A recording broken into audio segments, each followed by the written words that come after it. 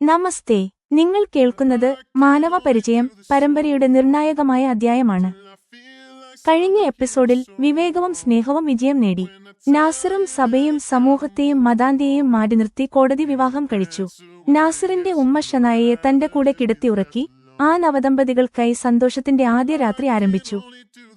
വിവാഹരാത്രിയിൽ നാസിർ സഭയ്ക്ക് നൽകിയ സമ്മാനം മറ്റേതൊരു സമ്മാനത്തെക്കാളും തികച്ചും വ്യത്യസ്തമായിരുന്നു. നാസിർ പറഞ്ഞു, "ഈ സമ്മാനത്തിൽ ഞാൻ നിനക്കായി എല്ലാം ഒരുക്കി കൊണ്ടുവന്നിട്ടുണ്ട്."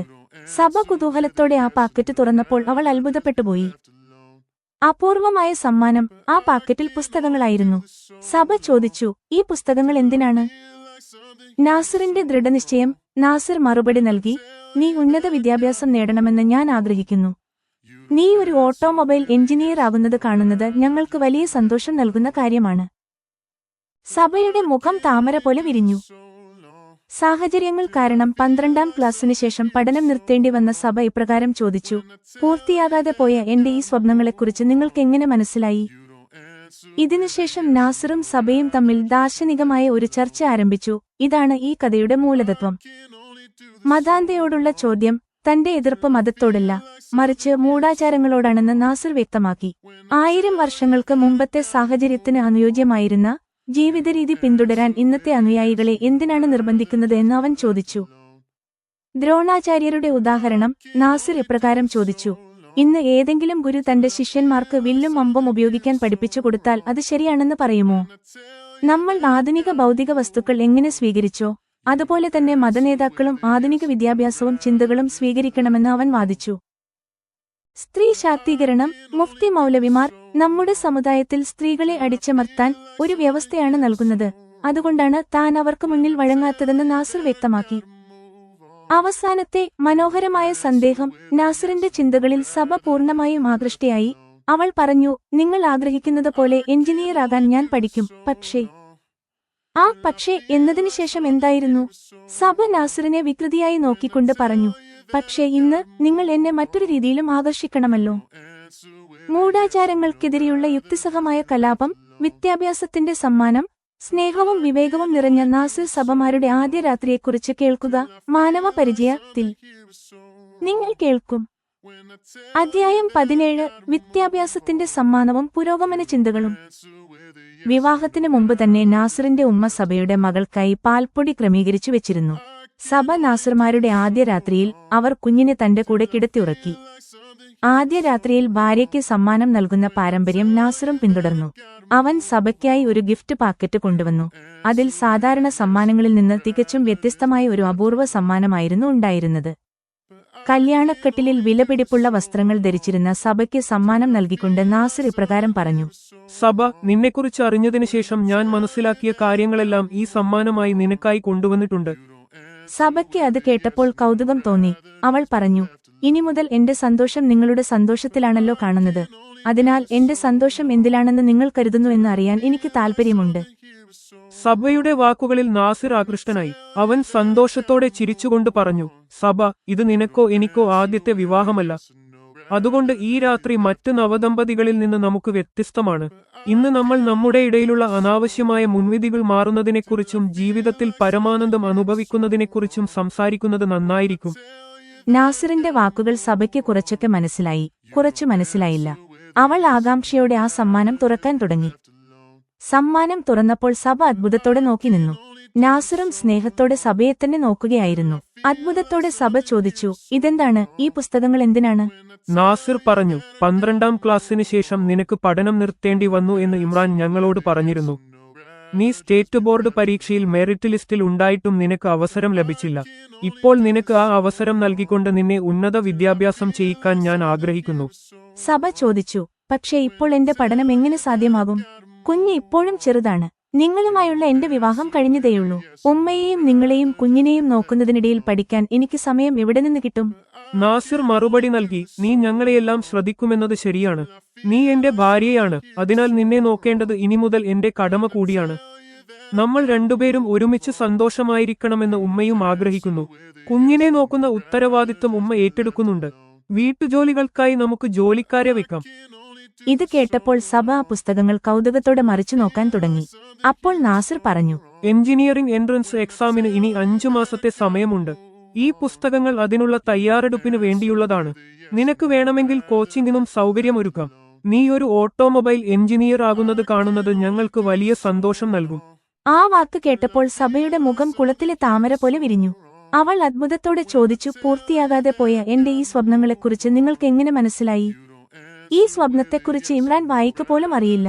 നാസിർ പറഞ്ഞു, സഭ 12ാം ക്ലാസ്സിൽ മാത്സിലും സയൻസിലും മെറിറ്റ് ലഭിച്ച ഒരു പെൺകുട്ടിയുടെ സ്വപ്നം എന്താണെന്ന് മൗലവിമാർക്ക് മനസ്സിലായില്ലെങ്കിലും എനിക്ക് അത് മനസ്സിലാക്കാൻ ഇപ്പോൾ എളുപ്പമാണ്. നാസിർ അങ്ങനെ പറഞ്ഞപ്പോൾ സഭ ചോദിച്ചു, നിങ്ങൾക്ക് മുഫ്തി മൗലവിമാരോട് ഇത്ര ദേഷ്യം തോന്നാൻ കാരണമെന്താണ്?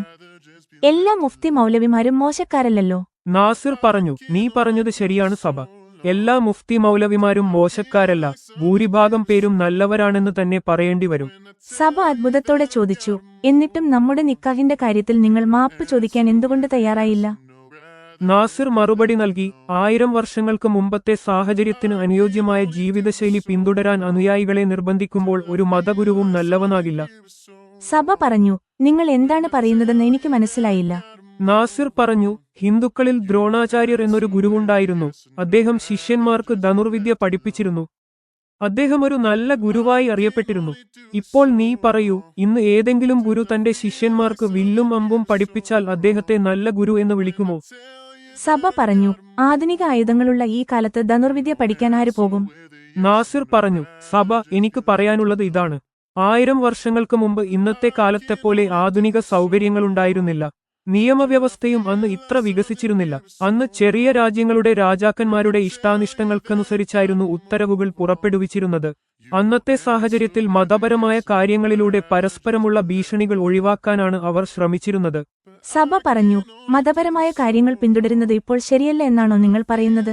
നാസിർ പറഞ്ഞു, കാലവും സാഹചര്യവും മാറിയതോടെ എല്ലാ മതങ്ങളിലെയും ഗുരുക്കന്മാരും അനുയായികളും ഇന്നത്തെ ആധുനിക സൗകര്യങ്ങൾ സ്വന്തം ജീവിതത്തിന്റെ ഭാഗമാക്കി കഴിഞ്ഞു. അതുപോലെ തന്നെ അവർ ആധുനിക വിദ്യാഭ്യാസവും ചിന്തകളും തത്വങ്ങളും അംഗീകരിക്കണം. മതഗുരുക്കന്മാർ തങ്ങളുടെ അനുയായികളെ ഇവ സ്വീകരിക്കാൻ പ്രേരിപ്പിക്കണം. നമ്മുടെ സമുദായത്തിലെ ഗുരുക്കന്മാർ അങ്ങനെ ചെയ്യാൻ തുടങ്ങുമ്പോഴേ അവർ നല്ലവരാകൂ. സഭ ചോദിച്ചു, അതായത് നിങ്ങളുടെ അഭിപ്രായത്തിൽ മതത്തെക്കുറിച്ച് സംസാരിക്കാതിരിക്കുമ്പോഴേ മതഗുരുക്കൾ നല്ലവരാകൂ? പിന്നെ മതവിദ്യാഭ്യാസം നൽകാതിരുന്നാൽ അവർ മതഗുരുക്കളായി മുഫ്തി, ഇമാം അല്ലെങ്കിൽ മൗലവി എങ്ങനെ തുടരും? നാസിർ പറഞ്ഞു, ഈ പ്രപഞ്ചത്തിൽ ഒരു മതവും കേവലം 1000 അല്ലെങ്കിൽ 2000 വർഷം മാത്രം പഴക്കമുള്ളതല്ല. എല്ലാ മതങ്ങളും പ്രപഞ്ചത്തോളം തന്നെ പഴക്കമുള്ളവയാണ്. മതഗ്രന്ഥങ്ങൾ തീർച്ചയായും ഒരു പ്രത്യേക കാലഘട്ടത്തിൽ അന്നത്തെ സാഹചര്യത്തിന് അനുസരിച്ച് മതം വിശകലനം ചെയ്തു എഴുതപ്പെട്ടവയാണ്. കാലക്രമേണ നമ്മൾ പഴയ വസ്തുക്കൾ മാറ്റി ആധുനിക സൗകര്യങ്ങൾ സ്വീകരിച്ചു. അതുപോലെ തന്നെ നമ്മുടെ മതത്തിലും പുതിയ ചിന്തകളും കാഴ്ചപ്പാടുകളും സ്വീകരിക്കണം. എന്റെ വാദം ഇത്രമാത്രമാണ്. മൗലവിമാരോടുള്ള എന്റെ എതിർപ്പും ഇക്കാര്യത്തിലാണ്. സഭ പറഞ്ഞു, നിങ്ങളുടെ വാക്കുകൾ എന്നെ ഒരുപാട് സ്വാധീനിച്ചു. നിങ്ങൾ ആഗ്രഹിക്കുന്നത് പോലെ എഞ്ചിനീയർ ആകാൻ ഞാൻ പഠിക്കും. പക്ഷേ അങ്ങനെ പറഞ്ഞ് ആ പക്ഷേ എന്നതിനു ശേഷം എന്ത് പറയണം എന്ന സങ്കടത്തിൽ സഭ മൗനമായി നിന്നു. അപ്പോൾ നാസിർ ചോദിച്ചു, ഈ പക്ഷേ എന്നതിനു ശേഷം എന്താണുള്ളത്? സഭ വികൃതിയായി മറുപടി നൽകി, പക്ഷേ ഇന്ന് നിങ്ങൾ എന്നെ മറ്റൊരു രീതിയിലും ആകർഷിക്കണമല്ലോ. സഭ പറഞ്ഞ വാക്കുകളിൽ നാസിർ ആലോചനയിലാണ്ടു. അവരുടെ സന്തോഷകരമായ വൈവാഹിക ജീവിതത്തിന് ഇതും ഒരു പ്രധാന ഭാഗമാണെന്ന് അവന് മനസ്സിലായി. അത് മനസ്സിലാക്കിയ നാസിർ സഭയെ സ്നേഹത്തോടെ ചേർത്തുപിടിച്ചു. തന്റെ പൗരുഷത്തെക്കുറിച്ച് സഭയ്ക്ക് യാതൊരു സംശയവും ഉണ്ടാകാത്ത വിധത്തിൽ തന്റെ സ്നേഹം അവൾക്ക് നൽകാൻ തുടങ്ങി. ഇപ്പോൾ മാനവ പരിചയം അധ്യായത്തെക്കുറിച്ചുള്ള ജമിനിയുടെ വിശകലനം കേൾക്കുക. ഉപശീർഷകം വിദ്യാഭ്യാസത്തിന്റെ സമ്മാനവും ബൗദ്ധിക പങ്കാളിത്തവും. ഈ അധ്യായം നാസിറിന്റെയും സഭയുടെയും വൈവാഹിക ജീവിതത്തിന്റെ തുടക്കം കാണിക്കുന്നു. ആദ്യ രാത്രിയെ വെറുമൊരു ശാരീരിക ബന്ധമായി കാണാതെ ആശയങ്ങളുടെയും ആത്മീയമായ പങ്കാളിത്തത്തിന്റെയും പുനരാരംഭമായി മാറ്റുന്നതിലൂടെ നാസിർ ഒരു ആധുനിക വിവാഹത്തിന് അടിത്തറയിട്ടു. 1. വിദ്യാഭ്യാസത്തിന്റെ സമ്മാനം, സ്വപ്നങ്ങൾക്ക് ആദരവ്. അസാധാരണമായ സമ്മാനം. നാസിർ എഞ്ചിനീയറിംഗ് പുസ്തകങ്ങൾ സമ്മാനമായി നൽകിയത് ഒരു വിപ്ലവാത്മകമായ നീക്കമാണ്. സഭയെ വെറുമൊരു ഭാര്യയായി കാണാതെ ഒരു വ്യക്തിയായും ബൗദ്ധിക പങ്കാളിയായും അവൻ കാണുന്നു എന്നതിന്റെ തെളിവാണ് ഇത്. സഭയുടെ പ്രതികരണം. സഭയുടെ അത്ഭുതവും സന്തോഷവും ആ സമ്മാനം ഏത് ഭൗതിക വസ്തുവിനേക്കാളും വിലപ്പെട്ടതാണെന്ന് തെളിയിക്കുന്നു. ഇത് അവളുടെ ആത്മാഭിമാനവും ഭാവിയിലേക്കുള്ള പ്രതീക്ഷയുമാണ്. പിന്തുണ. കുഞ്ഞിന്റെ ഉത്തരവാദിത്തം ഉമ്മയെ ഏൽപ്പിച്ചത്, വീട്ടുജോലികൾക്കായി ആളുകളെ ക്രമീകരിച്ചത് നാസിർ ഒരു യഥാർത്ഥ കൂട്ടുകാരനാണെന്ന് തെളിയിക്കുന്നു. 2. മതം, കാലം എന്നിവയ്ക്കിടയിലുള്ള നാസിറിന്റെ പോരാട്ടം. വിശദീകരണം: 1000 വർഷം പഴക്കമുള്ള ജീവിതരീതി ഇന്നത്തെ തലമുറയുടെ മേൽ അടിച്ചേൽപ്പിക്കുന്ന മതനേതാക്കളുടെ രീതിയെ നാസിർ എതിർത്തു. ദ്രോണാചാര്യരുടെ യുക്തി, വില്ലും അമ്പും ഇന്നത്തെ കാലത്ത് എങ്ങനെയാണോ അപ്രസക്തമാകുന്നത്, അതുപോലെ തന്നെ പ്രാചീന കാലത്തെ ചില മതപരമായ വ്യാഖ്യാനങ്ങൾ ഇന്നത്തെ വികസിച്ച സമൂഹത്തിന് ചേരില്ല എന്ന് അവൻ വാദിച്ചു. മാറ്റത്തിനായുള്ള ആഹ്വാനം: ആധുനിക സൗകര്യങ്ങൾ എങ്ങനെയാണോ സ്വീകരിച്ചത്, അതുപോലെ തന്നെ ആധുനിക വിദ്യാഭ്യാസവും ചിന്തകളും മതനേതാക്കൾ സ്വീകരിക്കണമെന്ന് നാസിർ ആഹ്വാനം ചെയ്തു. 3. വൈകാരികവും ശാരീരികവുമായ ഉറപ്പ്. ബൗദ്ധികമായ ബന്ധം: വിവാഹരാത്രിയെ ആശയങ്ങളുടെ കൈമാറ്റത്തിനുള്ള വേദിയാക്കി മാറ്റുന്നതിലൂടെ അവരുടെ ബന്ധം ശക്തമായി. സഭയുടെ തമാശ: സഭ അവസാനം പറഞ്ഞ വാക്കുകൾ ആരോഗ്യകരമായ ഒരു വൈവാഹിക ജീവിതത്തിന് ആവശ്യമായ ബന്ധത്തെ സൂചിപ്പിക്കുന്നു. നാസിറിന്റെ മറുപടി: സഭയുടെ വാക്കുകളോട് നാസിർ ഉടൻ പ്രതികരിച്ചത് അവരുടെ ബന്ധം ബൗദ്ധികമായും വൈകാരികമായും മാത്രമല്ല ശാരീരികമായും പൂർണ്ണമാണെന്ന് ഉറപ്പാക്കുന്നു. ഈ അധ്യായം നാസിറിന്റെയും സഭയുടെയും ബന്ധത്തെ പക്വതയോടെയും കൃത്യമായ ലക്ഷ്യത്തോടെയും സ്ഥാപിച്ച് കഥയുടെ അടുത്ത ഭാഗത്തേക്ക് ശക്തമായ അടിത്തറയിട്ടു. അധ്യായം 17 അവസാനിച്ചു.